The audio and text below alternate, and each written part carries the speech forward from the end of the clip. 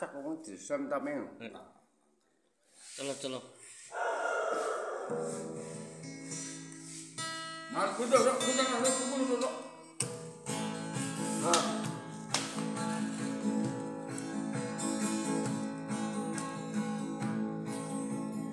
Ôi ta say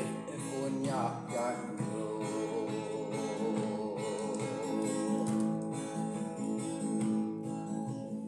ai duwi tu ikut pujanju.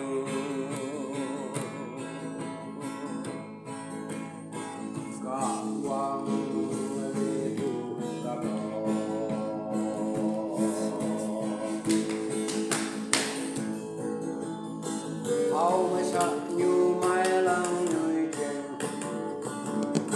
sâu khi mà hâm ba nào mà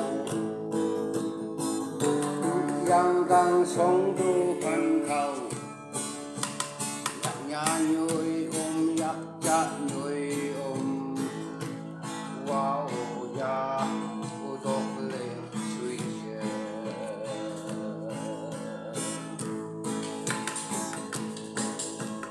công nhân ăn tu ăn vai bu cả to lâu bu khao bu mực lấy mây đêm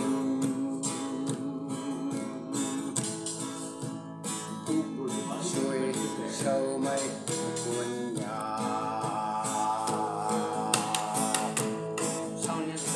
hầu mới sợ như mai lăng người trên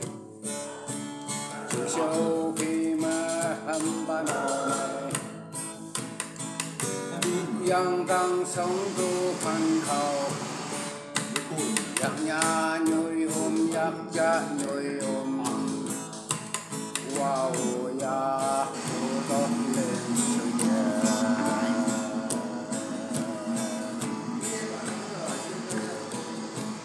sự nhạc chặt quang nhạc vây vui cùng dùng ấy lang vang cùng lại sao mình ai cha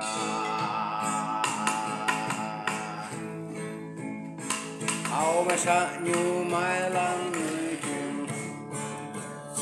sâu khi mà hắn ban đầu mày yang đang sống tu thành khẩu yang nhà nuôi yak cha nuôi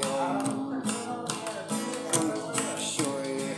sâu mây cuốn nhà wow ya u tốt lên xuôi